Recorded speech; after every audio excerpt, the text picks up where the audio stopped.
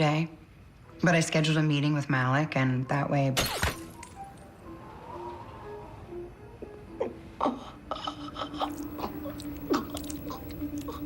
Roz? Rosalind?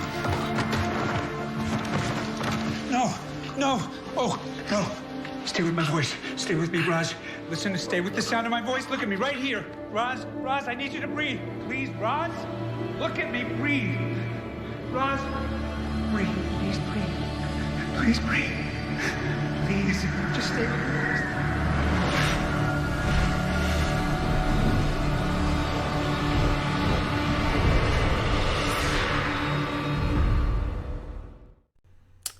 Alright, hey everybody, welcome back to the channel. This is Rob here at Smirking Gun Reviews, back for more old S.H.I.E.L.D. new reviews, where we pretend S.H.I.E.L.D's not over as we look back at previous seasons and do brand new reviews for episodes that I didn't get a chance to review the first time around.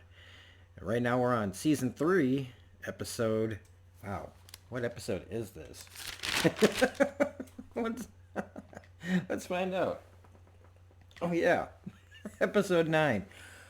It's 7:59 in the morning here in the Midwest. So this one's called Closure.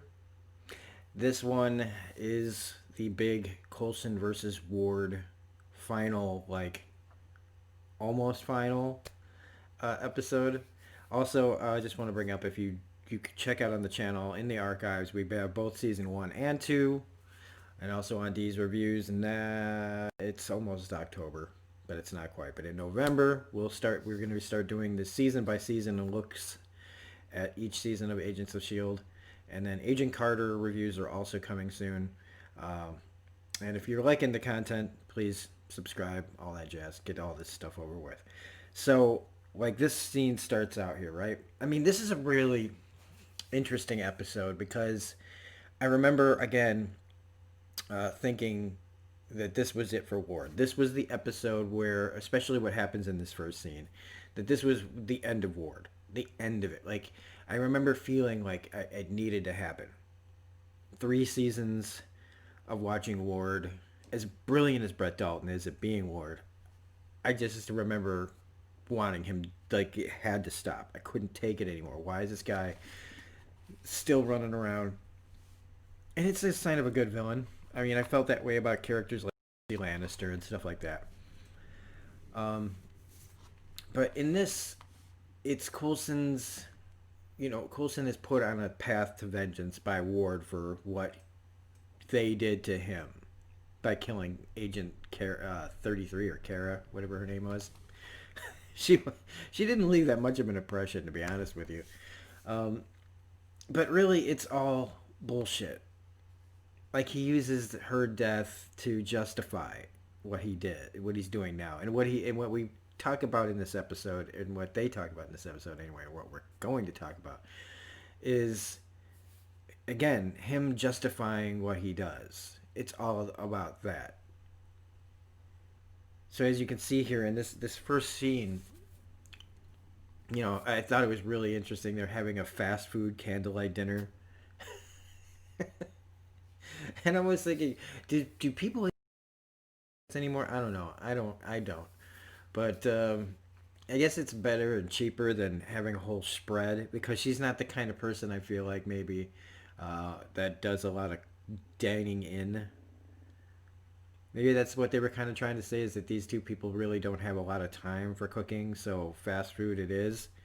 But the detail of their dinner, I know that I'm probably spending too much time on this part, but just like, they got the nice plates out, and they got the fries in between them in a little dish. It's just so, I don't know. But we find out during this scene that all the Inhumans that were at the ATCU have vanished, that Malick has taken them, and Rosalind's feeling like really, duped, calling herself an idiot, and that she wants to go back in and confront this and be, kind of like a spy, even though it's a really bad plan. But she's not going to get the chance. This, again, was also one of those moments where S.H.I.E.L.D., the show, surprises you. Now, like when I'm watching it now, all I'm looking at is that window with the opening in the curtains about yay big. As just all of a sudden, they don't even. I love that they show a POV shot for they show us looking at Coulson as we hear the noise. Then we see the window. Then we see Rosalind with her hand on her throat. I thought that was really interesting and a good way to shoot it, literally. But as we pan all the way out like 1,000 yards away to Ward and a sniper rifle. And I mean, I remember seeing that for the first time and just being like, oh my God, Ward! So Rosalind dies. Ward calls up Coulson and he's basically just taunting him and telling him, yeah, it doesn't matter. I'm going to send these guys in to kill you at the same time. I just wanted to hear the panic in your voice. This is for Kara and all that stuff.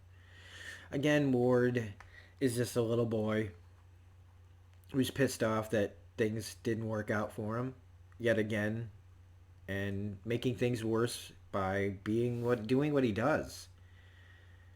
Building up this relationship. Now, I mean, it's like as soon as he took the Hydra, Kool-Aid and went in on Phil's team, which always made me feel like it was really weird that he was able to get on his team with Fury in charge back then. Like, I don't know. I guess Garrett must have done a really good job at being a double agent. None of them saw it coming. And that was one of the things about the whole Winter Soldier and the Secret Hydra thing that always surprised me. Because Fury, he's the guy who always knows. But here we are. So he sends these guys in. It's a pretty great extraction scene, actually. It made me feel like I was watching Michael Mann's Collateral for a minute here. I don't know. There's something about the dark alley, the jumping out the windows, the shots, the way that it was really loud. And so that he does get away, but it was really cool, really chaotic. And basically Coulson here snaps that he's been trying to gun for Ward, and Ward finally answers back. And, you can hear him take apart his office. Everybody wants to comfort him, but he's at his breaking point. He was pushed this far. That's another interesting thing about the Coulson character here, is that usually when something like this happens, he pulls it together and he doesn't rise to somebody's when he knows somebody's trying to get to him and bring him to his level. And this is where Coulson does fall for it. Does losing Rosalind right in front of him, Ward's taunting, them failing in the past to kill him has now gotten it to this pitch. And so I part of me wants to say that Coulson wouldn't rise to this, that he would make us think that he is and then do something different. But in this, it's pretty straightforward. This is all about, again, putting Ward down for good. We've been failing and we need to not fail anymore. So they get to the interrogation room ready. But who are they gonna interrogate? Well, this is where Phil now interrogates his own team. They have to remember, they're trying to get to any detail that Ward might have left behind. Now, I would have thought that this would have been something that they covered after Ward was found out and the dust settled from the first time. But even if maybe they did and they're just rehashing it. But you got everybody's different kinds of points of view. So you got Fitz, who thought of him as a brother. You got May, who was his lover. You got Simmons, who thought of him as a hero. And you got Daisy as a sympathizer, is how I'll put it. Because even though he fell for her, it was more like they were on the same level with the way that they grew up. And Fitz, he talks about how, he felt that brotherly connection, even though he would do creepy things, like like sitting there when he's asleep looking at a picture. It all goes back to his family. Basically what they're getting to. Something that he lost, something he's trying to replace, something that he's trying to make up for, justify, And so, you get to Daisy, why'd you fall for him, and basically the whole orphan thing. But the thing is like when you find out like why Ward became an orphan, you know, a lot more starts to fall into place again. But Roz's second in command, Banks, uh, again played by the the guy who's always a bad guy. In this, he's actually a good guy. It's weird though. It's hard to accept, especially coming off of Perry Mason. If you watch these episodes after Perry Mason, you're gonna be like, this guy's gonna be a bad guy. He's gonna turn on you, but he doesn't. But he gives him the information, the exposition of telling him that Malick is the independent contractor, and Malick chiding Ward over trying to get revenge. Malick is so good at the manipulation, and Powers Booth playing this. He's again another father figure for Coulson.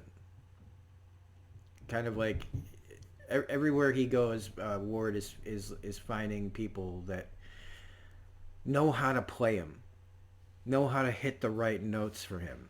Malick, as much as he chides him like a father, he also builds him up about how important it is and how important the work is that they're doing and all that Hydra means and all the things like Garrett was this and Pierce was that. But he really knows how to build him up because Ward's no fool about being manipulated. And he knows Coulson's coming because of what he did. He knew that this would work. It was a little on the nose, but Coulson brings Hunter along because, again, Hunter has got as much at stake, or as to kill Ward, or his motivation at least to kill Ward as Coulson does. And they're going off book, and this is where to me, this is a little less Coulson, like being too reckless, having no plan. Like I don't feel like Fury would ever have let this, you know what I mean? Like they're not the same person. It's everybody's an individual, but everything that Coulson learned from Fury would say he wouldn't fall right into this. That this is clearly to get you riled up, to make reckless moves, so that when he sends Fitz and Simmons off, he wouldn't see it as a trap. To separate their forces and get Coulson looking one way when he should be focusing. And he puts Mac in charge for the first time, so here's a little foreshadowing for future Mac having to step up and take the reins. And it also, in this scene, it's like Mac seeing, Coulson's reckless side. You can see kind of like when Mac at first was like feeling how he felt about Coulson in the first place, and he was wrong. In this episode, you kind of see how, well, he was kind of right. That this could happen to Coulson the way that he, called him reckless before. And so, yeah, Fitzsimmons gets taken here. And they're taken to Gideon Malick. They kill Banks. The telekinetic guy turns the gun on him. Again, like Mark Dacascos, who's great at everything, I feel like he's a little wasted here by just being a telekinetic parlor tricks.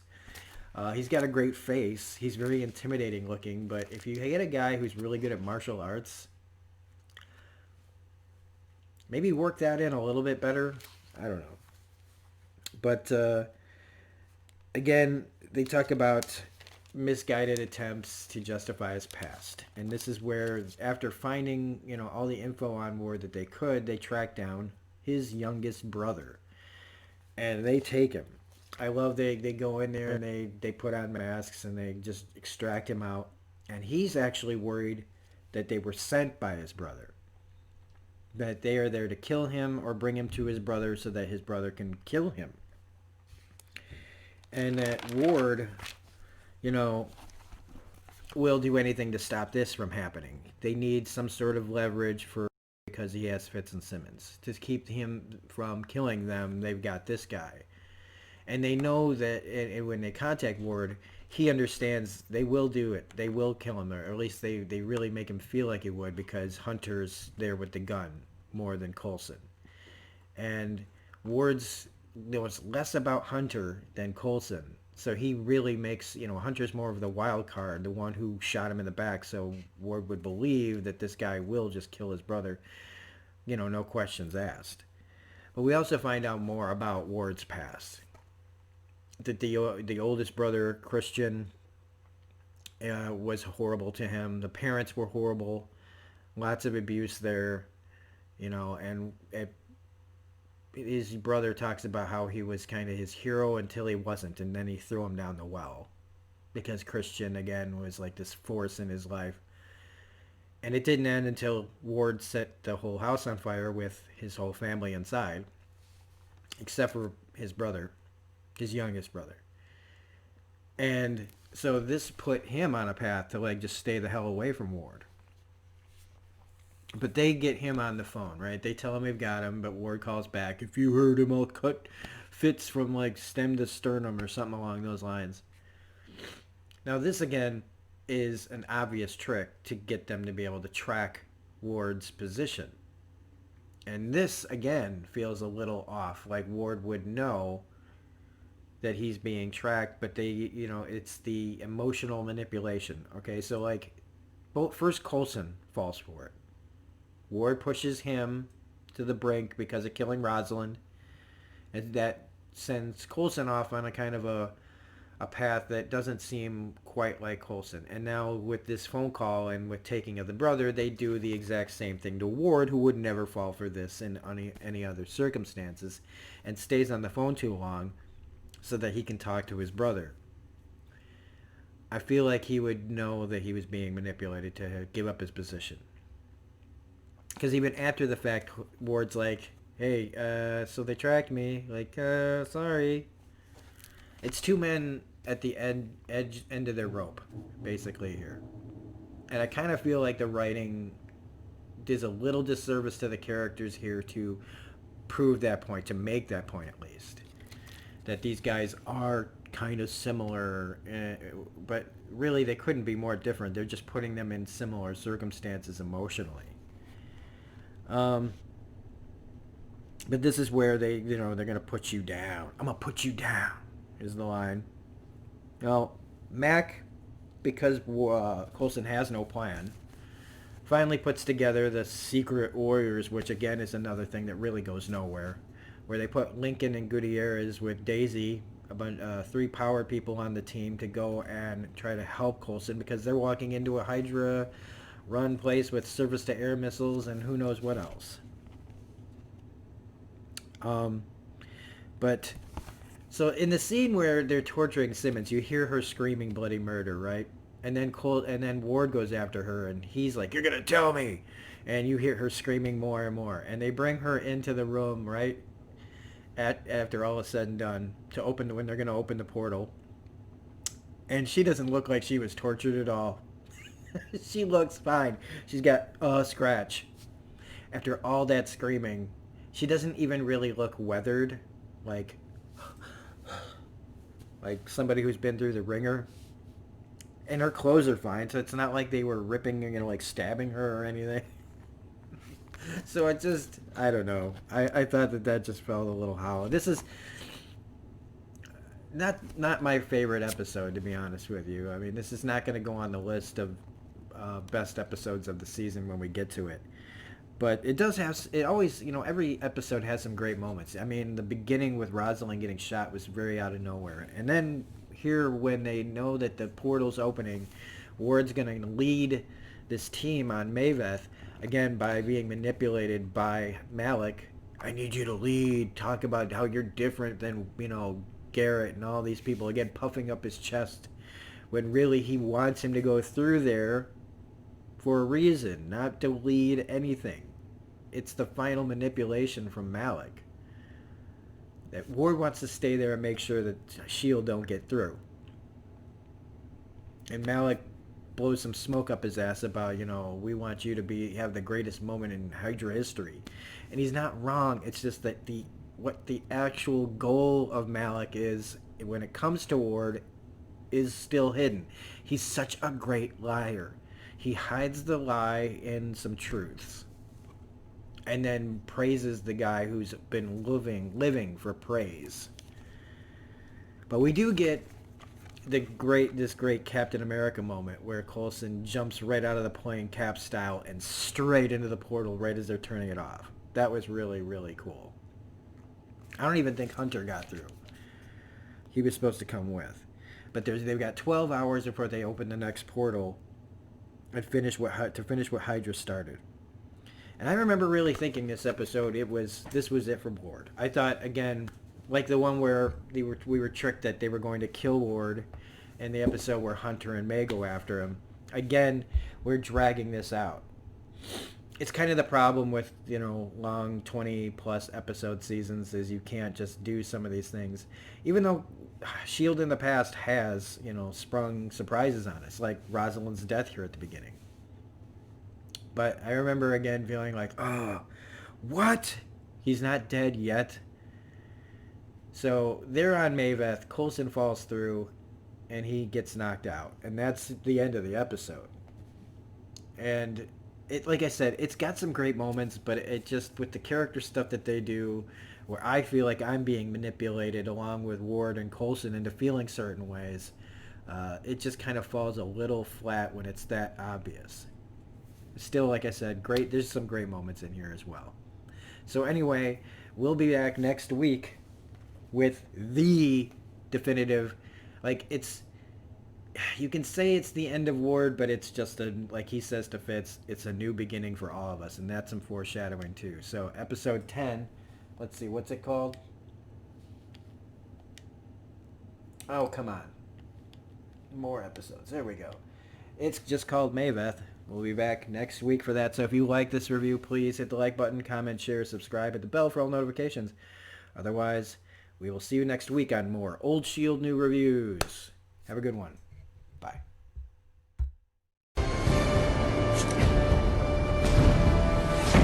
Coulson, wait!